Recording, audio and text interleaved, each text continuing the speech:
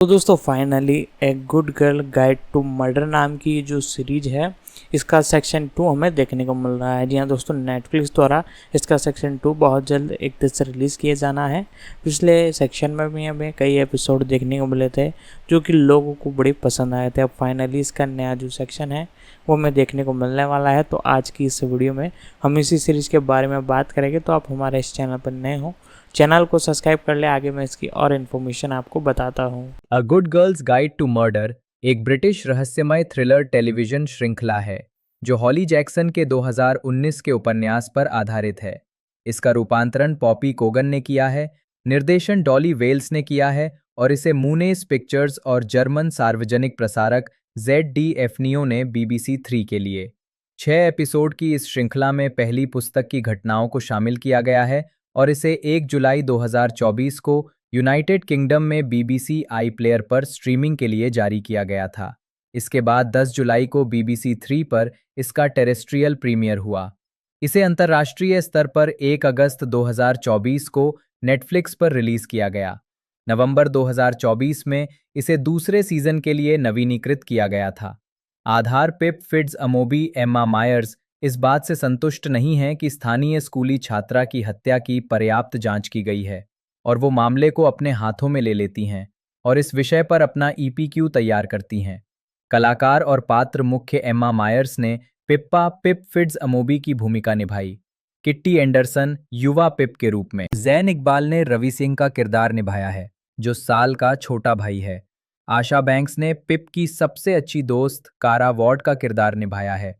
राइको गोहारा ने Jack chain की भूमिका निभाई, सीजन 1 सीजन 2 में अतिथि कलाकार के रूप में। जूड मॉर्गन कोली कॉनर रेनॉल्ड्स के रूप में। लॉरेन गिब्सन के रूप में याली टोपोल मार्गालिथ। यास्मिन अल खुदैरी ने नाओमी वॉर्ड की भूमिका निभाई, सीजन 1 सीजन 2 में अतिथि कलाकार के रूप में। हेनरी एश्टन मैक्स हेस्टिंग्स के रूप में कार्ला वुडकॉक। बेका बेल के रूप में मैथ्यू बेंटन ने इलियट वॉर्ड की भूमिका निभाई। गैरी बीडल ने विक्टर अमोबी पिप के पिता की भूमिका निभाई है। एना मैक्सवेल मार्टिन ने पिप की मां लीन अमोबी का किरदार निभाया है। पीटर सुलिवन ने क्रिस्टोफर एप्स की भूमिका निभाई, सीजन 2। पुनरावर्ती इंडिया लिली डेविस ने एंडी बेल का किरदार निभाया है जो सैल की प्रेमिका थी और माना जाता था कि सैल ने ही उसकी हत्या की थी। राहुल पटनी ने रवि के बड़े भाई साल सिंह का किरदार निभाया है। डैनियल डा सिल्वा के रूप में जैक्सन ब्यूज। कमारी लॉयड ने पिप के छोटे भाई जॉश अमोबी का किरदार निभाया है। मैथ्यू चैम्बर्स ने एंडी के पिता जेसन बेल की भूमिका निभाई है। एनाबेल मुल्लियन ने रोजी हेस्टिंग्स की भूमिका निभाई। एडम एस्टिल टोबी हेस्टिंग्स के रूप में। एंडी मैकलॉर्ड ने DI हॉकिंस की भूमिका निभाई। नड्डा सिल्वा के रूप में जेसिका वेबर। ओरला हिल रूबी फॉक्सक्रॉफ्ट के रूप में। मैथ्यू खान ने डायलन की भूमिका निभाई, सीजन 1। ऑलिवर विखम ने जेसी वॉकर की भूमिका निभाई, सीजन 1। थॉमस ग्रे हॉवी बोवर्स के रूप में। जॉर्जिया लॉक ने इसला जॉर्डन की भूमिका निभाई, सीजन 1। ईडन हैम्बल्टन डेविस ने जेमी रेनॉल्ड्स की भूमिका निभाई, सीजन 2। जोआना रेनॉल्ड्स के रूप में Lou Corfield, season 2। Jack Rowan Charlie Green के रूप में, सीजन 2। एना ब्रिंडल ने फ्लोरा ग्रीन की भूमिका निभाई, सीजन 2। फ्रेडी इंग्लैंड ने रॉबिन हेस्टिंग्स की भूमिका निभाई, season 2। Oliver Cooper Smith Adam Clarke के रूप में, सीजन 2। मिसिया बटलर ने स्टैनली फॉर्ब्स की भूमिका निभाई, सीजन 2। फ्रेडी थॉर्प ने ल्यूक ईटन की भूमिका निभाई, सीजन 2। अतिथि जॉर्जिया एरॉन ने एम्मा हटन की भूमिका निभाई, सीजन 1। इफ्रेम ओपी सैमसन ने जेक लॉरेंस की भूमिका निभाई, सीजन 1। एपिसोड श्रृंखला का अवलोकन। मौसम एपिसोड मूल रूप से जारी किया गया 1 जुलाई 2024, 27 मई 2026। इस अनुभाग के कथानक सारांश बहुत लंबे या अत्यधिक विस्तृत हो सकते हैं। कृपया अनावश्यक विवरण हटाकर और उन्हें संक्षिप्त बनाकर इन्हें बेहतर बनाने में सहायता करें। अगस्त 2024। जाने कि इस संदेश को कब और कैसे हटाना है। सीजन 1 2024। नहीं, कुल मिलाकर नहीं। मौसम में शीर्षक। निर्देशक द्वारा लिखित मूल रिलीज तिथि 1 प्रकरण 1। डॉली वेल्स पॉपी कोगन 1 जुलाई 2024। पिप्पा पिप फिड्स अमोबी स्कूल के अपने अंतिम वर्ष में है और विश्वविद्यालय जाने की आशा रखती है। अपने ईपीक्यू एक्स्ट्रा प्रोग्राम के विषय के रूप में वो 5 साल पहले 2019 में हुई एंडी बेल की स्थानीय गुमशुदगी की जांच करने का फैसला करती है। एक लोकप्रिय छात्रा एंडी अपने सहपाठी साल सिंह के साथ डेटिंग कर रही थी जब वो गायब हो गई। पुलिस को शक है कि साल उसकी हत्या के लिए जिम्मेदार है। आरोप लगने से पहले ही साल ने कथित तौर पर एंडी की हत्या करने की बात कबूल कर ली और फिर आत्महत्या कर ली। हालांकि पिप का मानना है कि साल निर्दोष था और वो सच्चाई का पता लगाने के लिए दृढ़ संकल्पित है। साल के भाई रवि द्वारा शुरू में मना किए जाने के बाद वो साल की दोस्त नाओमी वॉर्ड का साक्षात्कार लेकर अपनी जांच शुरू करती है, जो पिप की सबसे अच्छी दोस्त कारा की बड़ी बहन है, जिसके पिता इलियट उनके स्कूल में अंग्रेजी शिक्षक हैं। नाओमी बताती है कि एंडी के गायब होने की रात साल के पास पुख्ता सबूत थे। हालांकि उनकी बातचीत बाधित होने के बाद वो इस बारे में और विस्तार से नहीं बताती। साल के दोस्त मैक्स हेस्टिंग्स के साथ साक्षात्कार के बाद, जो दावा करता है कि नाओमी साल को बचाने के लिए झूठ बोल रही है, वो फिर से रवि से संपर्क करती है। जब वो उसे बताती है कि उसे विश्वास है कि साल निर्दोष है, तो रवि पिप को साल का फोन दिखाता है, जिससे पता चलता है कि व्याकरण में अंतर के कारण किसी और ने उसके फोन से कबूलनामा वाला संदेश भेजा होगा। 2-2 कड़ी 2 डॉली वेल्स पॉपी कोगन 1 जुलाई 2024। अब रवि के साथ काम करते हुए पिप का ध्यान एंडी की दो सबसे अच्छी सहेलियों एमा हटन और नैट द सिल्वा पर केंद्रित हो जाता है। उनसे पूछताछ करने पर उसे पता चलता है कि एंडी का एक गुप्त दूसरा उम्र में बड़ा प्रेमी था। जांच से कुछ समय के लिए विराम लेकर पिप अपने दोस्तों के साथ कैंपिंग पर जाती है। यात्रा के दौरान उसे अपने बिस्तर पर एक गुमनाम चेतावनी मिलती है, जिसमें उसे और छानबीन बंद करने के लिए कहा गया है। कैंपिंग से लौटने पर पिप और रवि एंडी की सोशल मीडिया तस्वीरों से ये अनुमान लगाते हैं कि उसके गायब होने से कुछ समय पहले एंडी और नैट के बीच अनबन हुई थी, जिसका संबंध नैट की नग्न तस्वीरों के लीक होने से था, और उन्हें शक है कि इसके लिए एंडी जिम्मेदार हो सकती है। पिप और रवि नैट से पूछताछ करते हैं, जो एंडी को चोट पहुंचाने से इनकार करता है और खुलासा करता है कि एंडी का मैक्स के साथ संबंध था। पिप मैक्स से पूछताछ करने वापस जाती है, जहां उसे उसके कमरे में एंडी की एक अंतरंग तस्वीर मिलती है। हालांकि वो दावा करता है कि उसे वो तस्वीर स्कूल में मिली थी। एंडी के साथ उसका रिश्ता रोमांटिक नहीं था और वास्तव में एंडी ड्रग्स बेचती थी और वो उसका एक ग्राहक था। 3-3 episode 3 Dolly Wells Ruby Thomas 1 जुलाई 2024। पिप ने ठान लिया कि उसे उस ड्रग डीलर का पता लगाना ही होगा जिसके लिए एंडी ड्रग्स बेचती थी। इसके लिए उसे कैलामिटी पार्टी का पता लगाना होगा, जो किशोरों की एक कुख्यात गुप्त पार्टी थी और माना जाता था कि वहां ड्रग्स और सेक्स का बोलबाला था। बाद में अपनी सहेलियों कारा और लॉरेन के साथ पार्टी में जाकर वो ड्रग डीलर को ढूंढने में कामयाब हो जाती है, जो बताता है कि एंडी ने एक गुप्त बर्नर फोन और एक भरवा खरगोश में छिपाकर ड्रग्स का जखीरा रखा था। इसके बाद पिप बाल बाल एक अन्य पार्टी में आए व्यक्ति के साथ अनचाहे यौन संबंध से बच जाती है, जिसे उसने अपने गुप्त अभियान के दौरान गुमराह किया था। घर लौटने पर उसे एक धमकी भरा संदेश मिलता है, जिसमें उसे जांच बंद करने के लिए कहा जाता है। अगले दिन एंडी की बहन बेक्का बेल के साथ हुई अचानक बातचीत उसे जांच जारी रखने से हतोत्साहित करती है, लेकिन फिर खरगोश और फोन ढूंढने के लिए दृढ़ संकल्पित होकर पिप रवि के साथ एंडी और बेक्का के घर में घुस जाती है, जहां बेक्का और नैट के भाई पुलिसकर्मी डैन दा सिल्वा द्वारा उन्हें लगभग पकड़ लिया जाता है। 4-4 एपिसोड 4 टॉम वॉन, जिया अहमद और पॉपी कोगन 1 जुलाई 2024। एंडी के घर से चुराए गए भरवा खरगोश की तलाशी लेते हुए पिप और रवि को एंडी के ग्राहकों की एक सूची मिलती है, जो कोड में लिखी हुई है। उसी दिन बाद में पिप को यह भी पता चलता है कि ग्राहकों की सूची आईवी हाउस होटल के एक कागज पर लिखी हुई थी। जांच करने के लिए पिप 2019 की मेहमानों की सूची चुरा लेती है और भागते समय उन्हें पता चलता है कि एंडी उस होटल में रुकी थी। जब पिप एंडी द्वारा वहां ली गई एक सेल्फी से उस फर्श को पहचान लेती है। पिप को पता चलता है कि एंडी अपने बड़े प्रेमी के साथ डेजी बुकानन और जे गैट्सबी के छद्म नामों से रुकी थी। पिप बुकिंग से जुड़े नंबर पर कॉल करने की कोशिश करती है, लेकिन पता चलता है कि वो डिस्कनेक्टेड है। अगले दिन स्कूल जाते समय डैन पिप को घेर लेता है और खुलासा करता है कि वो जानता है कि बेल के घर में सेंधमारी उसी ने की थी और उस पर जांच बंद करने का दबाव डालता है।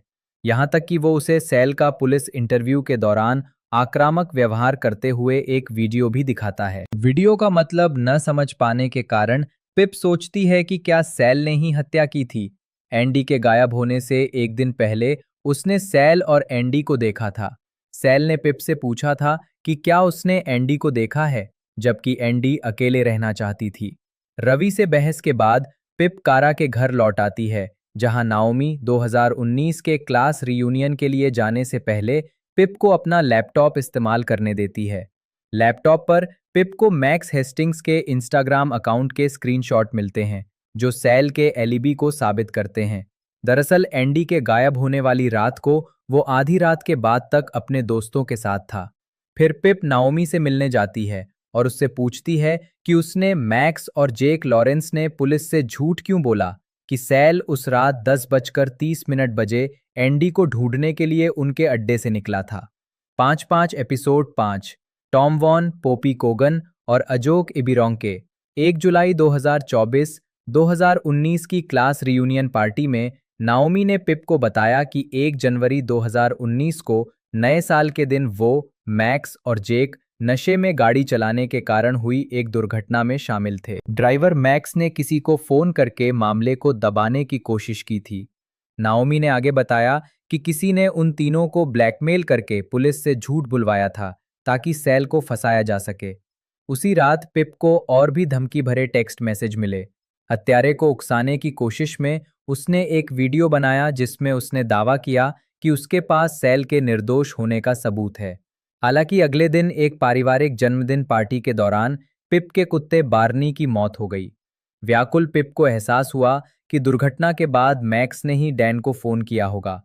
जब पिप ने पुलिस स्टेशन में डैन का सामना किया तो उसने कबूल किया कि उसने एंडी की मौत से 2 साल पहले 15 साल की एंडी के साथ बलात्कार किया था और मैक्स उसे ब्लैकमेल कर रही थी। अगले दिन स्कूल में पिप को एंडी के गुप्त बड़े बॉयफ्रेंड के नंबर से कॉल आया। जब पिप फोन उठाती है तो पता चलता है कि नाओमी अपने पिता इलियट के पुराने फोन का इस्तेमाल कर रही है। कारा के साथ फिल्म देखने जाने के लिए इलियट उसे लेने आता है, लेकिन पिप जानबूझकर अपना फोन कार में ही छोड़ देती है ताकि वो अपने लैपटॉप से उसे ट्रैक कर सके। फिर उसे पता चलता है कि इलियट ने उसे खुदाई बंद करने के लिए कहने वाला संदेश प्रिंट कर लिया है और वो देखती है कि इलियट वार्ड परिवार के पुराने घर गया है, जिसे वे कई साल पहले छोड़ चुके थे। रवि को अपने जाने की जगह बताने के बाद वो घर जाती है और इलियट का सामना करती है। वो कबूल करता है कि एंडी के साथ उसका एक अनुचित प्रेम संबंध था, जो तब खत्म हो गया जब एंडी ने सेल के साथ डेटिंग शुरू कर दी। इलियट आगे बताता है कि कुछ महीनों बाद एंडी उसके पास आई और पैसे के लिए उसे ब्लैकमेल करने की कोशिश की। पैसे देने से इनकार करने पर दोनों में झगड़ा हुआ और एंडी गिर गई और उसका सिर काउंटर से टकरा गया। फिर वो एम्बुलेंस बुलाने गया, लेकिन जब वो वापस आया तो वो जा चुकी थी। अपनी कहानी खत्म करने के बाद पिप को पाइपों से खटखटाहट की आवाज सुनाई देती है। एंडी समझकर पिप दौड़कर अटारी में जाता है और वहां उसे एक महिला मिलती है जो एंडी से हूबहू मिलती जुलती है। इलियट अटारी का दरवाजा बंद कर देता है, जिससे पिप अंदर फंस जाता है। 6-6 episode 6 Tom Vaughan, Poppy Cogan. 1 जुलाई 2024 अटारी में रहने वाली युवती इसला पिप को बताती है कि जब इलियट ने उसे अपने घर में रहने की पेशकश की थी तब वो बेघर थी। उसी शाम इलियट ने उससे कबूल किया कि उसने सेल की हत्या इसलिए की ताकि पुलिस एंडी के लापता होने के मामले में उसकी जांच न कर सके। इलियट सेल को जंगल में ले गया, फिर उसे नशीली दवा देकर मार डाला और सेल के फोन से झूठा कबूलनामा भेजा।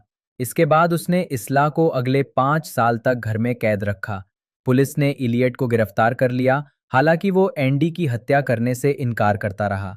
ये महसूस करते हुए कि बार्नी का अपहरण इलियट ने नहीं किया होगा, पिप ने पुलिस स्टेशन में उससे पूछताछ की और उसने खुलासा किया कि उसने नाओमी की डायरी पढ़कर हिट एंड रन की घटना के बारे में पता चलने पर नाओमी और उसके दोस्तों को ब्लैकमेल किया था। इलियट ने यह भी बताया कि उसे लगता है कि एंडी को पैसों की जरूरत थी, क्योंकि वो अपने दुर्व्यवहार करने वाले पिता जेसन से भागना चाहती थी। पिप को जेसन के रिसाइकलिंग प्लांट में काम करने वाले जेसी से पता चलता है कि एंडी की बहन बेका को एक बार कैलामिटी पार्टी में रोहिप्नॉल देकर बेहोश कर दिया गया था और उसके साथ बलात्कार किया गया था।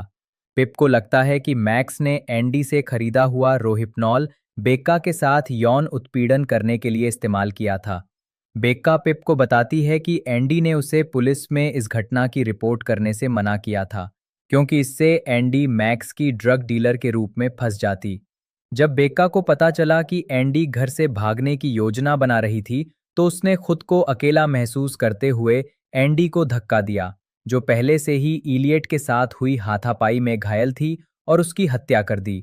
बेका पिप को उस जगह ले जाती है जहां उसने एंडी के शव को एक सेप्टिक टैंक में छिपाया था, और फिर बताती है कि उसने पिप की चाय में रोहिप्नॉल मिला दिया था और उसे भी मारने का इरादा रखती है।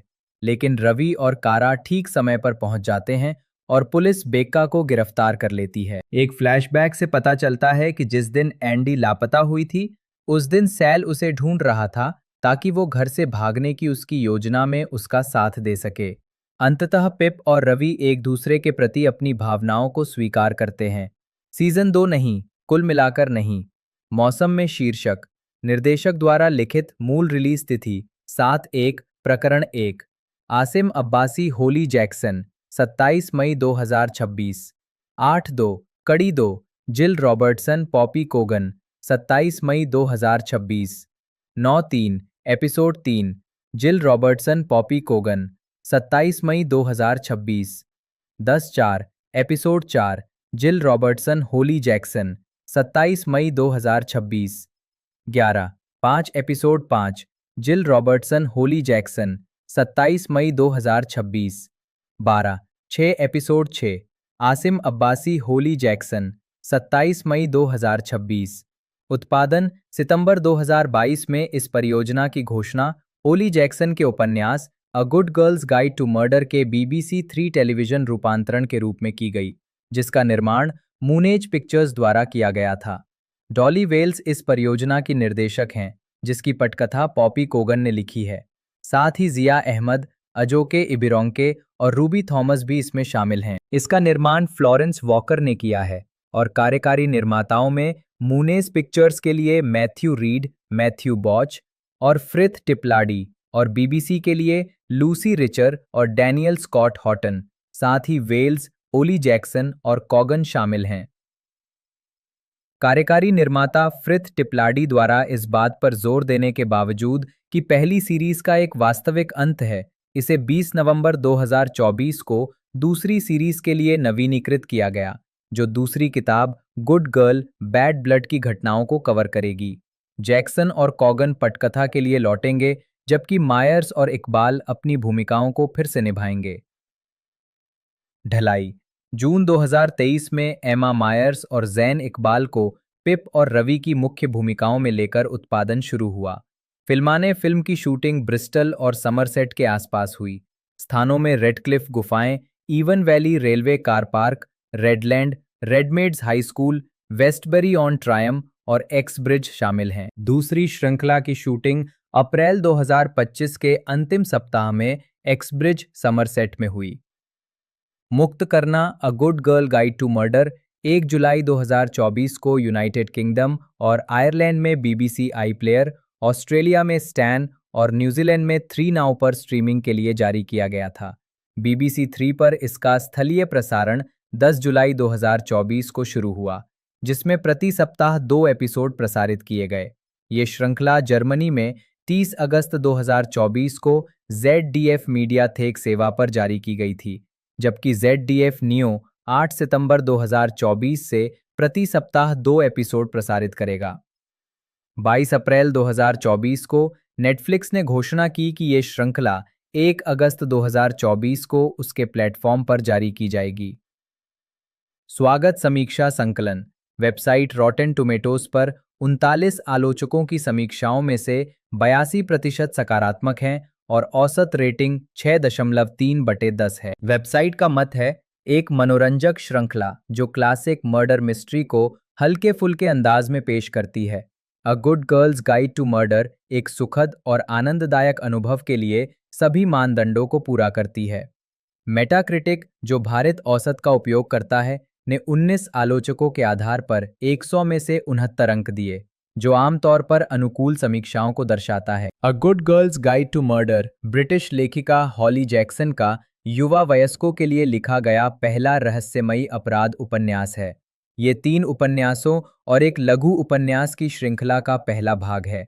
A good girls guide to murder 2019, good girl bad blood 2020, as good as dead 2021 और किल जॉय 2021। सभी पुस्तकें यूनाइटेड किंगडम में इलेक्ट्रिक मंकी, संयुक्त राज्य अमेरिका में डेलाकोट प्रेस और जर्मनी में वन वेरलाग द्वारा प्रकाशित की गई हैं। कहानी 17 वर्षीय पिप फिट्ज अमोबी द्वारा की गई एक जांच पर आधारित है, जो सच्ची अपराध कथाओं में रुचि रखती है और बकिंघमशायर के काल्पनिक शहर लिटिल किल्टन में पड़ती है। उपन्यास में वो एक स्कूल प्रोजेक्ट की आड़ में लोकप्रिय छात्रा एंडी बेल की हत्या और कथित अपराधी सल सिंह की आत्महत्या की जांच करती है। उसका उद्देश्य सल को निर्दोष साबित करना है, जिसके बारे में उसे पूरा विश्वास है कि उस पर झूठा आरोप लगाया गया था, और असली अपराधी का पता लगाना है, जिसके बारे में पिप का मानना है कि वो अभी भी फरार है। इसका 6 भागों वाला टेलीविजन रूपांतरण 1 जुलाई 2024 को BBC iPlayer पर रिलीज हुआ, जिसमें एमा मायर्स ने पिप की भूमिका निभाई। कहानी की समीक्षा। पुस्तक की घटनाओं से 5 वर्ष पूर्व बकिंघमशायर के छोटे से कस्बे लिटिल किल्टन में एक आत्महत्या की घटना घटी, जब लोकप्रिय स्कूली छात्रा एंडी बेल की बेरहमी से हत्या कर दी गई। एंडी के प्रेमी साल सिंह शुरू में तो केवल संदिग्ध थे, लेकिन बाद में उन्हें हत्यारा माना गया क्योंकि उन्होंने कथित तौर पर अपराध कबूल करते हुए एक टेक्स्ट संदेश भेजा और फिर आत्महत्या कर ली। 17 वर्षीय पिप फिट्ज अमोबी को पूरा विश्वास है कि साल निर्दोष था और असली अपराधी अभी भी आज़ाद है। वो साल के भाई रवि से अपने द्वारा शुरू की गई जांच में मदद करने के लिए कहती है, जिसे उसने एक EPQ प्रोजेक्ट के बहाने शुरू किया है। उनकी अजीब पहली मुलाकात के बाद रवि मना कर देता है, लेकिन बाद में उसकी मदद करने के लिए सहमत हो जाता है। पिप द्वारा की गई प्रत्येक पूछताछ उसे और अधिक खतरे में डालती है, फिर भी वो लगी रहती है, यहाँ तक कि जब उसे लिखित नोट और टेक्स्ट संदेशों की एक श्रृंखला के रूप में हिंसक धमकियां मिलने लगती हैं, और उसका कुत्ता बार्नी चोरी हो जाता है और डूब जाता है। उसे ऐसे सबूत मिलते हैं कि एंडी अवैध रूप से छात्रों को ड्रग्स बेच रही थी, जिनमें सैल का दोस्त मैक्स हेस्टिंग्स भी शामिल था, और पिप के स्कूल में इतिहास के शिक्षक और पिप्पा की लंबे समय से सबसे अच्छी दोस्त कारा वॉर्ड के पिता श्री इलियट वॉर्ड द्वारा उसका यौन शोषण किया जा रहा था। पिप्पा को पता चलता है कि मिस्टर वॉर्ड ने गुस्से में आकर एंडी को डेस्क पर धक्का दे दिया था। एंडी के लापता होने पर मिस्टर वॉर्ड ने ये मानते हुए कि उन्होंने ही उसे मार डाला है, सैल की हत्या कर दी और उसे फंसा दिया, साथ ही इसे आत्महत्या का रूप देने का नाटक रचा। एंडी की मौत के कई दिनों बाद मिस्टर वॉर्ड ने एक लड़की इसला को सड़क पर चलते देखा और उसे एंडी समझकर अगवा कर लिया और अपने अटारी में बंद कर दिया। एंडी की बहन बेक्का कबूल करती है कि मैक्स ने उसे रोहिप्नॉल नामक नशीली दवा देकर उसके साथ बलात्कार किया था, जो एंडी ने उसे बेची थी। गुस्से में आकर बेक्का ने एंडी को धक्का दिया, जिससे वो गिर पड़ी, उसे दौरे पड़े और उसकी मौत हो गई। सदमे में डूबी बेक्का ने एंडी के शव को पिप के घर के पास एक फार्म हाउस में पुराने सेप्टिक टैंक में छिपा दिया था। बेक्का ये भी स्वीकार करती है कि पिप को खुदाई बंद करने की धमकी देने वाला लिखित नोट मिस्टर वॉर्ड ने लिखा था, लेकिन बाद में पिप को मिले आक्रामक गुमनाम संदेशों के लिए वो खुद जिम्मेदार थी।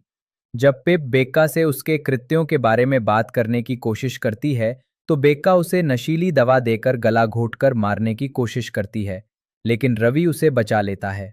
अब जब सच्चाई सार्वजनिक हो गई है, तो सैल को मरणोपरांत निर्दोष घोषित कर दिया जाता है और बेक्का और मिस्टर वॉर्ड को दोहरे हत्याकांड में उनकी भूमिका के लिए गिरफ्तार कर लिया जाता है। स्वागत। A good girl guide to murder को बार्न्स एंड नोबल द्वारा 2020 की सर्वश्रेष्ठ पुस्तकों में से एक नामित किया गया था और इसे निम्नलिखित प्रशंसाएं प्राप्त हुईं।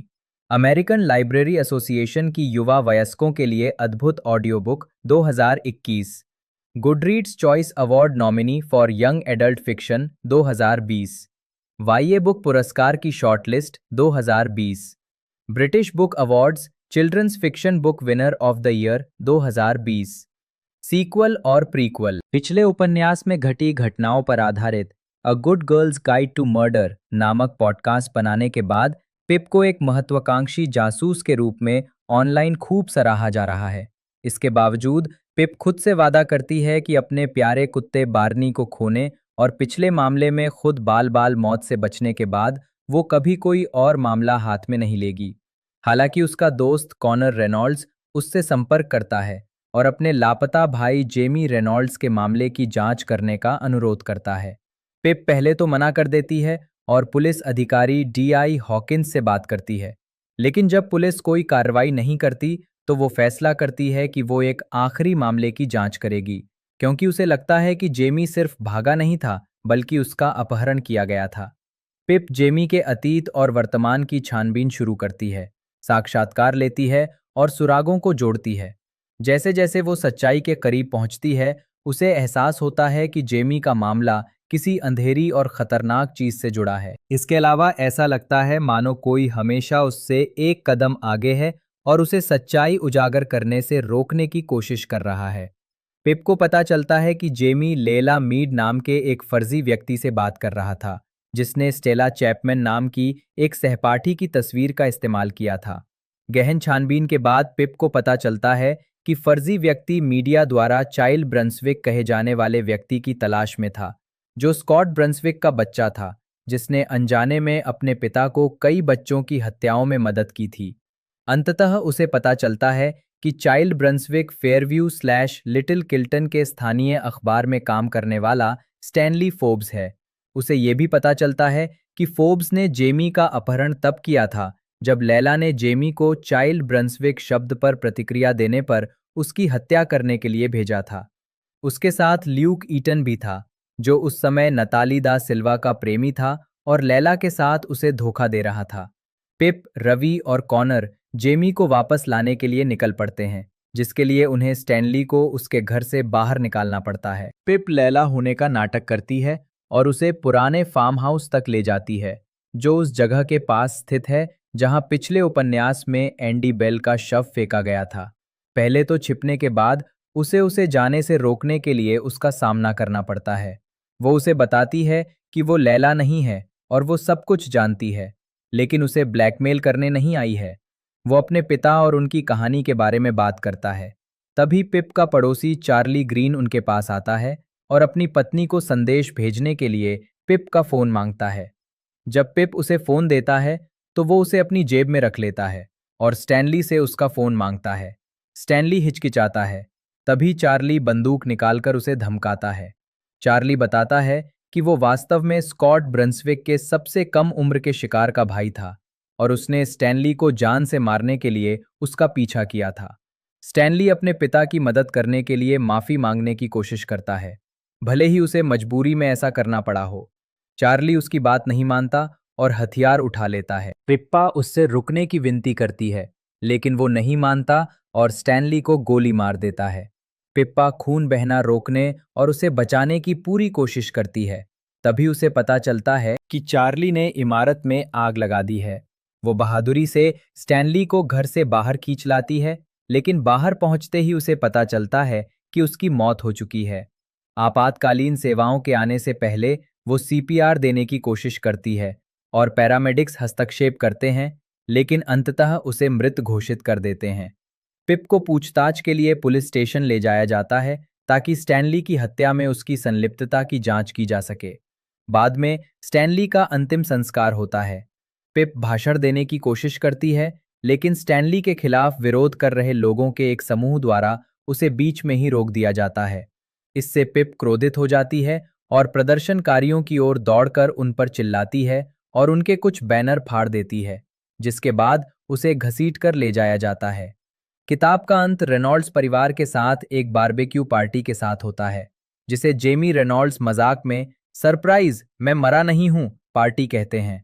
यहीं से पहली बार स्टैनली की मौत का पिप पर पड़ने वाला असर दिखना शुरू होता है।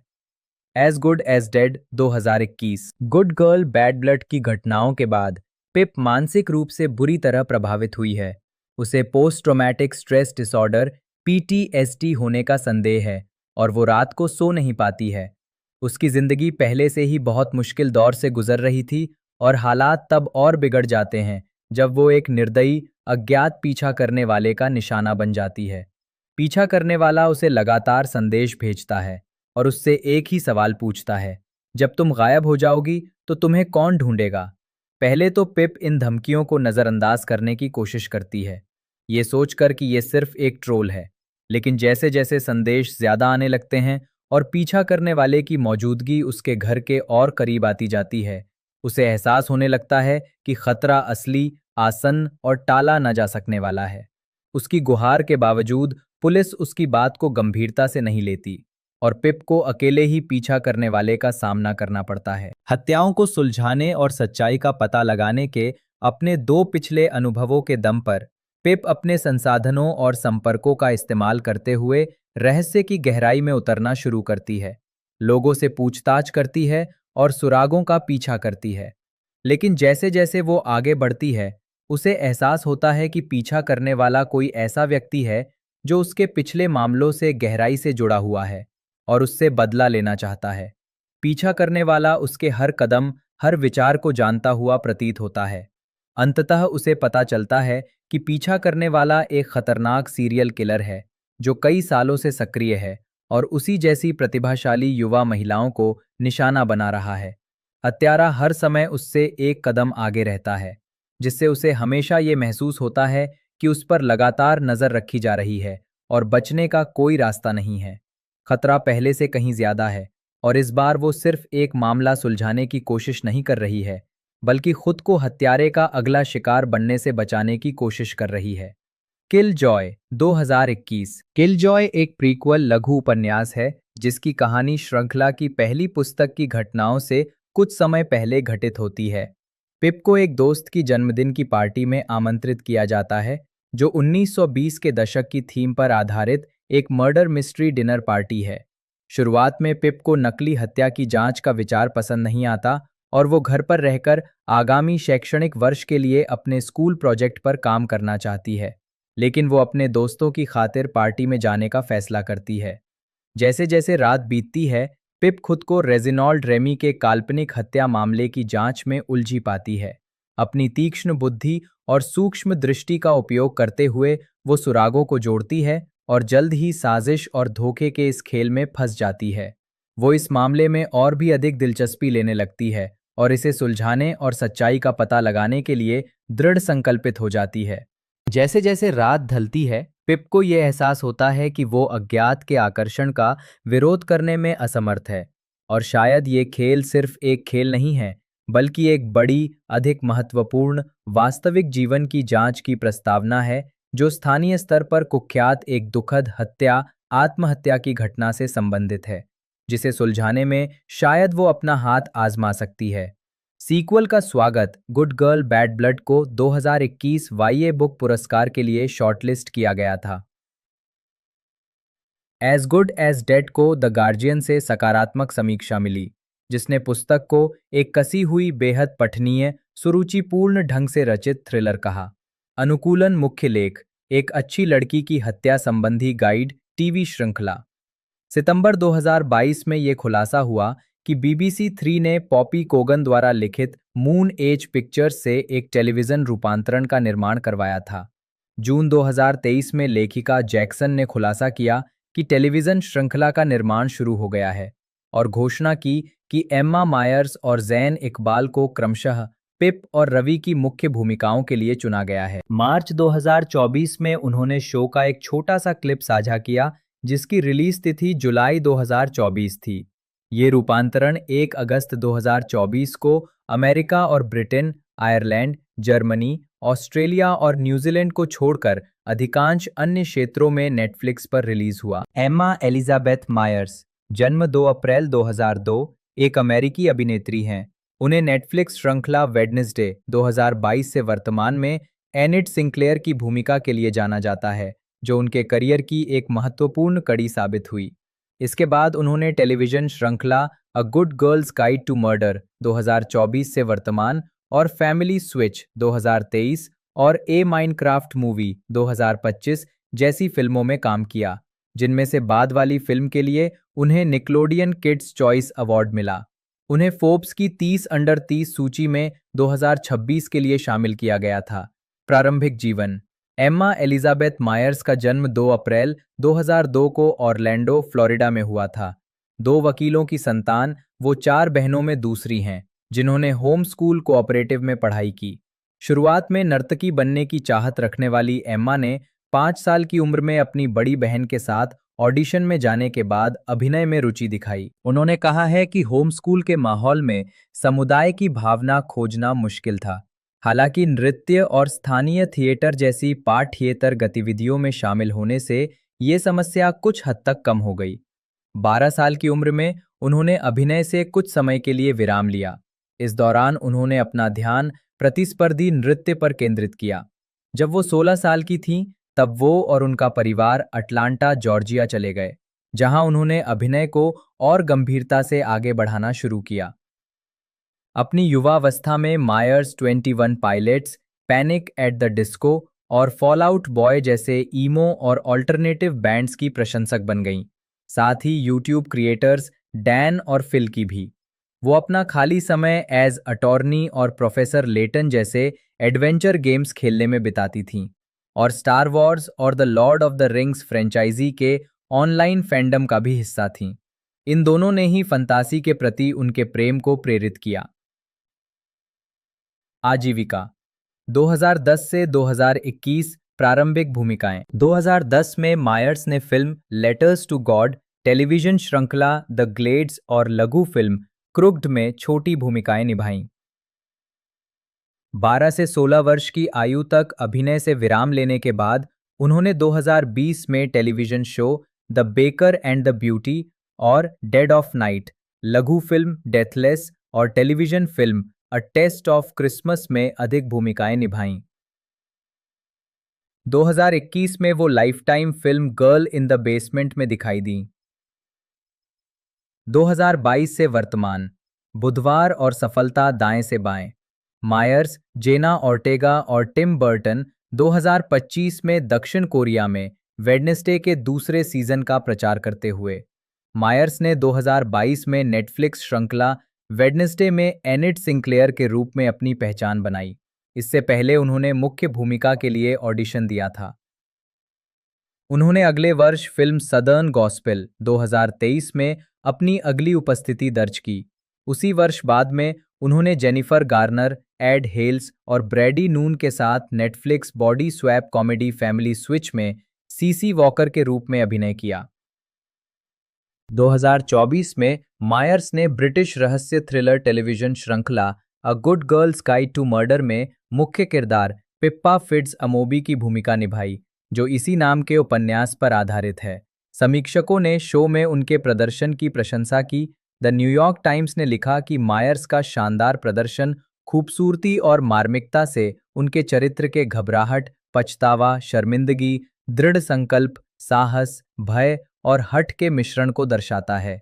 2025 में मायर्स ने वीडियो गेम माइनक्राफ्ट पर आधारित फिल्म अ माइनक्राफ्ट मूवी में नताली की भूमिका निभाई। इस भूमिका के लिए उन्हें 2025 किड्स चॉइस अवार्ड्स में पसंदीदा बट किकर का पुरस्कार मिला, साथ ही पसंदीदा फिल्म अभिनेत्री के लिए नामांकन भी मिला। उसी वर्ष बाद में उन्होंने डिज्नी प्लस एंथोलॉजी श्रृंखला स्टार वॉर्स विजन्स के तीसरे सीजन के एक एपिसोड में चीता को आवाज दी। 2026 में फोर्ब्स ने मायर्स को अपनी वार्षिक 30 अंडर 30 सूची में शामिल किया। वो animated film the angry birds movie 3 में एक किरदार को आवाज देंगी, जो दिसंबर 2026 में रिलीज होने वाली है। अन्य उद्यम मायर्स ने कोच और कैल्विन क्लेन जैसे फैशन हाउस और सैमसंग जैसी टेक कंपनी के साथ साझेदारी की है। गिविंग ट्यूसडे 2023 के लिए उन्होंने गैर लाभकारी चिकित्सा निगम सेंट जूड चिल्ड्रंस रिसर्च हॉस्पिटल के समर्थन में अमेरिकी रिटेलर क्लेयर्स के साथ साझेदारी की। निजी जीवन मायर्स एक ईसाई परिवार में पली बढ़ी, लेकिन उन्होंने बाद में ही सक्रिय रूप से धर्म का पालन करना शुरू किया। जब उन्हें अपने जीवन के एक बेहद चुनौतीपूर्ण दौर में ईश्वर का अनुभव हुआ। वो कोरियाई संस्कृति की प्रशंसक हैं, जिसका एक कारण ये भी है कि उनके दादा दादी 8 साल तक बुसान में रहे थे। वो द्विभाषी भी हैं, अंग्रेजी के अलावा कोरियाई भी बोल सकती हैं। फिल्मोग्राफी चाबी उन फिल्मों को दर्शाता है जो अभी तक रिलीज नहीं हुई हैं। पतली परत एमा मायर्स की फिल्म भूमिकाओं और प्रस्तुतियों की सूची। वर्ष शीर्षक भूमिका नोट्स। संदर्भ 2010 भगवान को पत्र। स्कूल बस में बैठी लड़की अश्रयित भूमिका। टेढ़ा जिम गर्ल लघु फिल्म। 2020 अमर मेविस नेबिक लघु फिल्म। टॉम वॉन जन्म 5 सितंबर 1969 एक स्कॉटिश टेलीविजन और फिल्म निर्देशक है। उनके काम में टेलीविजन के लिए कोल्ड फीट 1999 और ही न्यू ही वॉज राइट 2004 और सिनेमा के लिए व्हाट हैपेंस इन वेगस 2008 और एक्स्ट्रा ऑर्डिनरी मेजर्स 2010 शामिल हैं। प्रारंभिक जीवन और शिक्षा। वॉन का जन्म स्कॉटलैंड के ग्लासगो में पीटर और सुसान वॉन के घर हुआ था और उन्होंने अपने पहले 17 साल पास के हेलेंसबर्ग में बिताए। उन्होंने और उनके एक दोस्त ने अपने पिता से एक वीडियो कैमरा लिया, जिसका इस्तेमाल वे छोटी फिल्में बनाने में करते थे। वॉन ने royal Scottish academy of music and drama में सप्ताहांत अभिनय कक्षाओं में भी भाग लिया, जिसके कारण उन्हें एसटीवी बच्चों के टेलीविजन श्रृंखला स्टूकी में एक सहायक भूमिका मिली। श्रृंखला से कमाए गए 1000 पाउंड से वॉन ने एक वीडियो कैमरा खरीदा। उन्होंने और उनके दोस्तों ने हेलेंसबर्ग के आसपास ज़ॉम्बी फिल्में, युद्ध फिल्में और कॉमेडी जैसी और भी छोटी फिल्में बनाने के लिए इसका इस्तेमाल किया और ये शूटिंग उनके पारिवारिक घर के पीछे के जंगल, आसपास की पहाड़ियों और पास के क्लाइड नौसैनिक अड्डे जैसी जगहों पर की गई। अपने बचपन की आखिरी फिल्मों में से एक के लिए उन्होंने और उनके दोस्तों ने कार चेस के लिए अपनी कारों का इस्तेमाल किया, लेकिन स्थानीय पुलिस ने उन्हें रोक दिया। वॉन बाद में ब्रिस्टल विश्वविद्यालय में नाटक का अध्ययन करने के लिए इंग्लैंड चले गए। उन्होंने 1990 में नाटक में कला स्नातक की उपाधि प्राप्त की। आजीविका स्नातक होने के बाद वॉन लंदन चले गए, जहां उन्होंने अपनी पहली लघु फिल्म सुपर ग्रास 1994 का निर्माण किया। डेज्ड एंड कंफ्यूज्ड के साथ नाट्य वितरण के बाद सुपर ग्रास को चैनल 4 पर प्रसारित किया गया। इसके बाद उन्होंने मुख्यधारा के टेलीविजन का निर्देशन शुरू करने से पहले कई अन्य लघु फिल्में और विज्ञापन बनाए। उनके अन्य कार्यों में 1999 में ITV comedy drama cold feet के 2 एपिसोड शामिल हैं, जिनमें से एक में शो के लिए इंग्लैंड के बाहर पहली बार लोकेशन फिल्मांकन किया गया था। अंतिम समय में स्क्रिप्ट में बदलाव के कारण वॉन ने पेरिस, फ्रांस में आधे दिन के फिल्मांकन के लिए एक छोटी प्रोडक्शन टीम और 2 अभिनेताओं का नेतृत्व किया। 2003 में उन्होंने बीबीसी वन के लिए डेबोरा मोगाच के 2 भाग वाले नाटक फाइनल डिमांड का निर्देशन किया। अगले वर्ष उन्होंने ही न्यू ही वॉज राइट के बीबीसी रूपांतरण का निर्देशन किया। वॉन बीबीसी नाटकों पर अपने काम को एक निर्देशक के रूप में अपने कौशल को निखारने का श्रेय देते हैं, क्योंकि व्यस्त कार्यक्रम का मतलब था कि उन्हें पहले से योजना बनानी पड़ती थी। 2006 में उन्होंने प्लेटॉन / बीबीसी फिल्म्स की फीचर फिल्म स्टार्टर फॉर 10 का निर्देशन किया और 2008 में रीजेंसी एंटरप्राइजेस की feature film what happens in Vegas का स्टार्टर फॉर 10 के कारण उन्हें सीबीएस फिल्म्स की feature film extra ordinary measures के निर्देशन का काम मिला, जिसमें ब्रेंडन फ्रेजर और हैरिसन फोर्ड ने अभिनय किया था। ये जनवरी 2010 में संयुक्त राज्य अमेरिका में रिलीज हुई थी।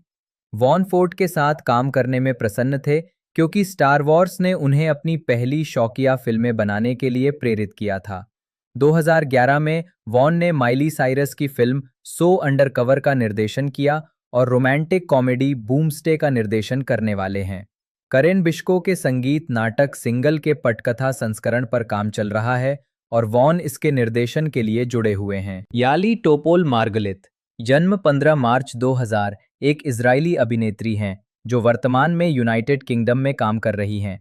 उन्हें बीबीसी के A good girls guide to Murder में लॉरेन गिब्सन और प्राइम वीडियो पर हाउस ऑफ डेविड में मिराब की भूमिकाओं के लिए जाना जाता है। जिंदगी। इजराइल में जन्मी मार्गलित 3 बच्चों में दूसरी संतान हैं और ड्रोर मार्गलिथ और आदि टोपोल एक अभिनेत्री की सबसे बड़ी बेटी हैं। उनके नाना अभिनेता चैम टोपोल थे, जिन्होंने 1971 में बनी Fiddler on the roof film में तेविये की भूमिका निभाई थी। मार्गलिथ का परिवार 12 साल की उम्र में लंदन चला गया।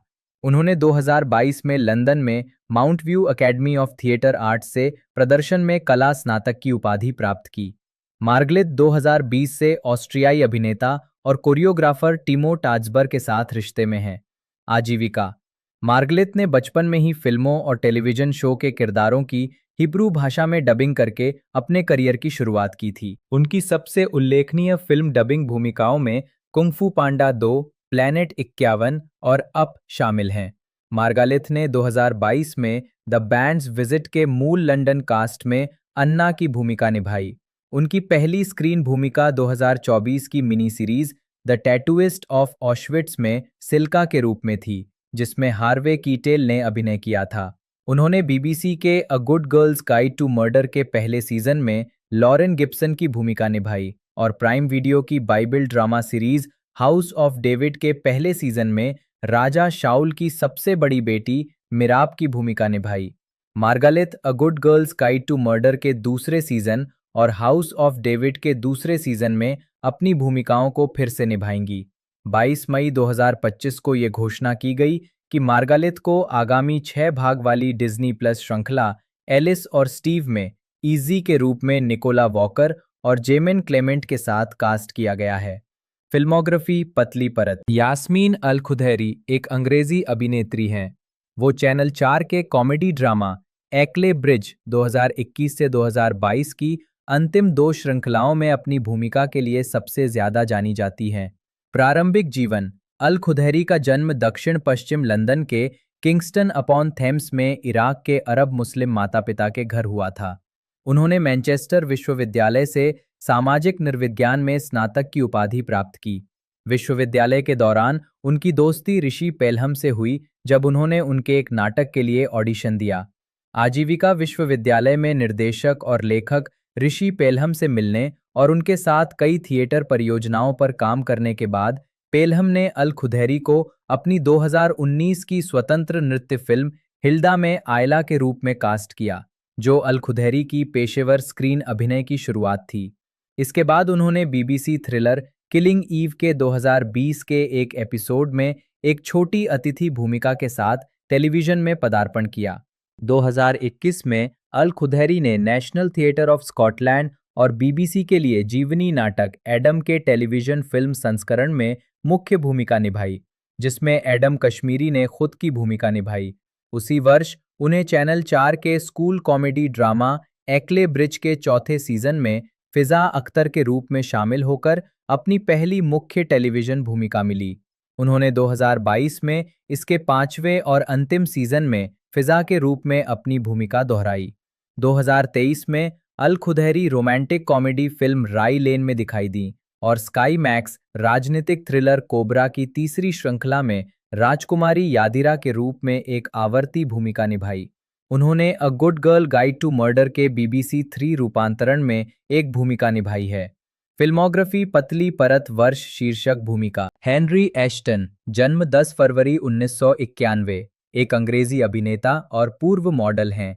टेलीविजन पर वे अमेज़न प्राइम की फंतासी श्रृंखला माई लेडी जेन और बीबीसी 3 के किशोर drama a good girls guide to murder, दोनों 2024 में रिलीज में अपनी भूमिकाओं के लिए जाने जाते हैं। प्रारंभिक जीवन और शिक्षा। एश्टन बकिंघमशायर में पले बढ़े। उन्होंने 2004 से 2009 तक मिलफील्ड स्कूल में पढ़ाई की। उन्हें बचपन से ही अभिनय में रुचि थी, लेकिन पेशेवर रूप से अभिनय करने का फैसला करने से पहले उन्होंने 1 दशक तक खुदरा, आतिथ्य, फैशन और संगीत सहित कई अलग-अलग नौकरियां कीं। उन्होंने शुरू में 18 साल की उम्र में ड्रामा स्कूल में आवेदन किया था, लेकिन उन्हें मनचाहे कार्यक्रम में दाखिला नहीं मिला। उस समय वे हैरोड्स में गिफ्ट शॉप में किचन और टेडी बियर बेचते थे। कई साल बाद अपने एक दोस्त से बातचीत के बाद उन्हें अपने अभिनय के सपनों को फिर से साकार करने की प्रेरणा मिली।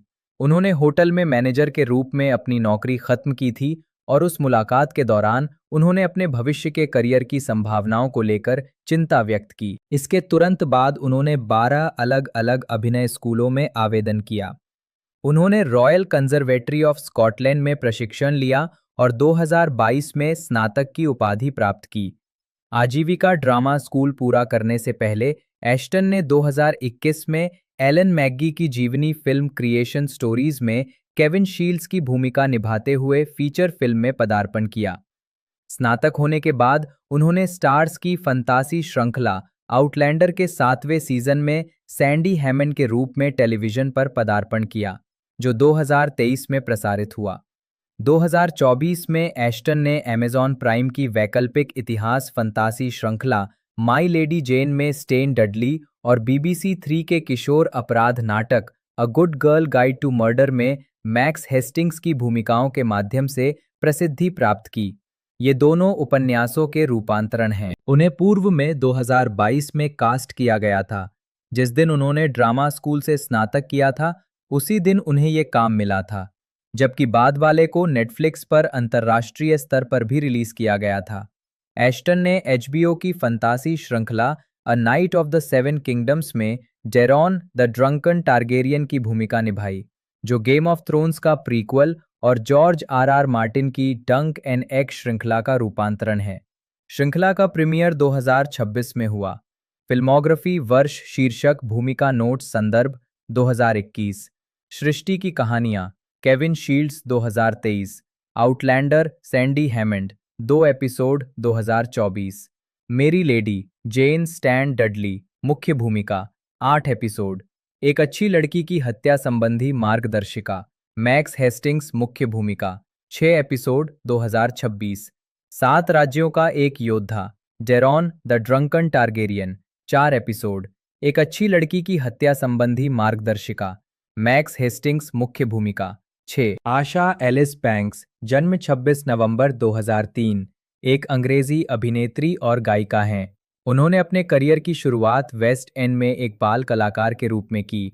उनकी फिल्मों में द मैजिक फ्लूट 2022 और माई फॉल्ट लंदन 2025 शामिल हैं।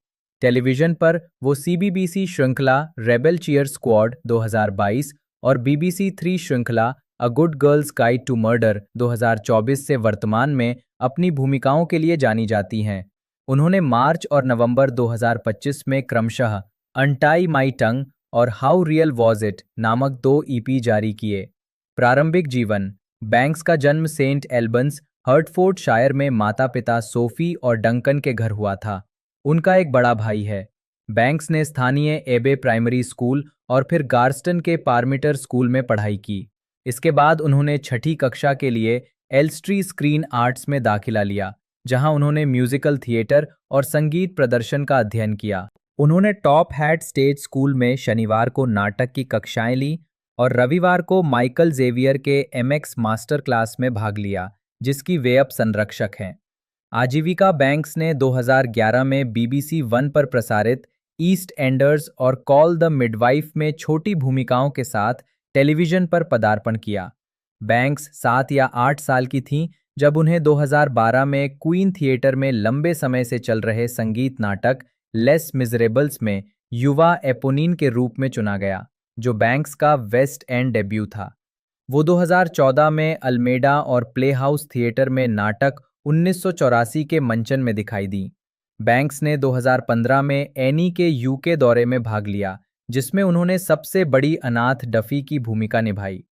2017 में बंद होने से पहले वो थिएटर रॉयल ड्रूरी लेन में Charlie and the Chocolate Factory के वेस्ट एंड प्रोडक्शन में वॉयलेट ब्यूरेगार्ड के रूप में शामिल हुई। उन्होंने 2017 में मेनियर चॉकलेट फैक्ट्री में The Secret Diary of Adrian Mole Aged 13 और 3/4 के ऑफ वेस्ट एंड प्रोडक्शन में पेंडोरा ब्रेथवेट और 2019 में स्ट्रैटफोर्ड अपॉन ईवन में रॉयल शेक्सपियर थिएटर में The Boy in the Dress में लिसा जेम्स की भूमिकाएं बारी-बारी से निभाईं। 2021 में बैंक्स ने अल्मेडा थिएटर में स्प्रिंग अवेकनिंग के लंदन पुनरुद्धार में थिया की भूमिका निभाई। वो अमारा ओकेरेके की वेंडला की अंडरस्टडी भी थीं।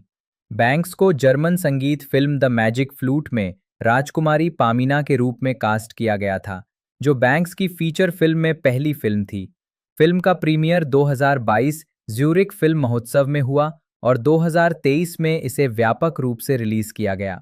बैंक्स 2022 में बीबीसी आई प्लेयर के किशोर नाटक रेबेल चीयर स्क्वाड में ब्रुक के रूप में एक आवर्ती भूमिका के साथ टेलीविजन पर भी लौटी, जो गेट इवन का स्पिन ऑफ है। बैंक्स ने BBC 3 के A good girl guide to murder के रूपांतरण में कारा वॉर्ड का किरदार निभाया है और Amazon prime film my fault London में मैथ्यू ब्रूम के साथ अभिनय किया है, जो स्पेनिश फिल्म कल्पा मिया का अंग्रेजी संस्करण है।